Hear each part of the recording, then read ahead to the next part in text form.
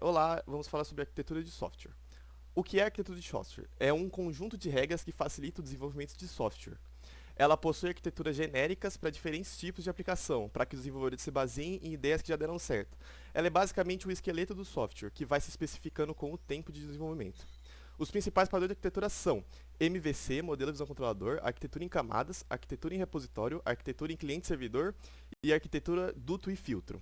A MVC divide a apresentação e interação dos dados do sistema em modelo, que gerencia os dados e suas associadas operações, a visão, que gerencia como dados são apresentados aos usuários, e o controlador, gerencia a interação do usuário com o software.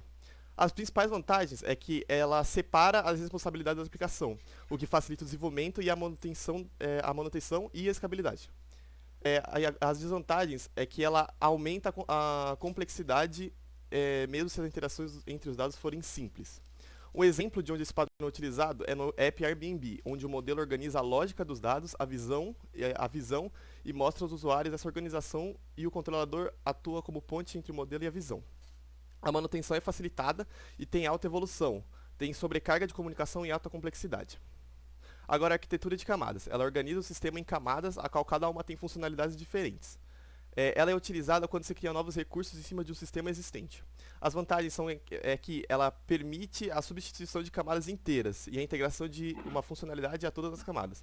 Agora, as desvantagens é que ela tem dificuldade em separar as camadas, gerando o pior desempenho. Um exemplo de onde esse padrão é utilizado é no aplicativo Uber, pois quanto mais informações privadas, são utilizadas, mais fundas são as camadas.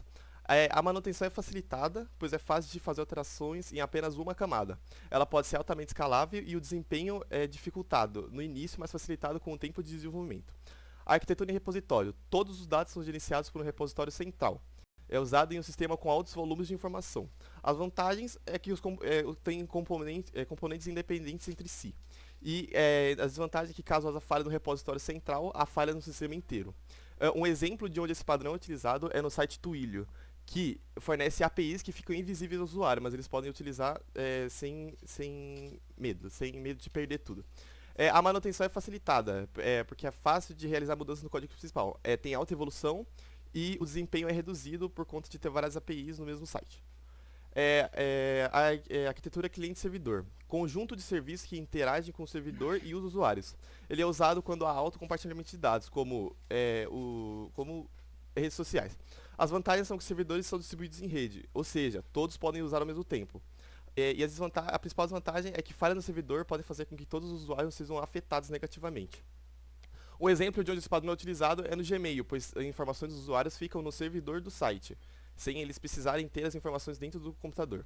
O desempenho fica 100% dependente da rede. Caso não haja, o site atrapalha todos os usuários.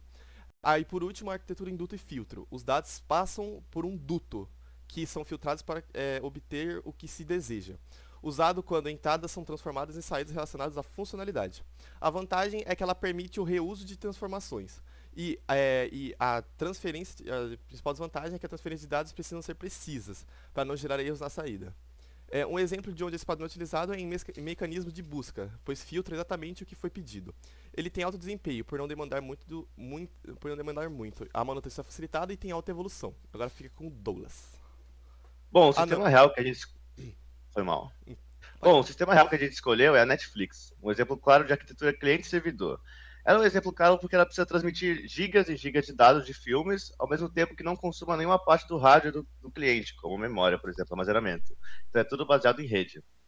Bom, sua arquitetura predominante, mesmo sendo cliente-servidor, é os microserviços, porque ela precisa de escalabilidade e alta demanda.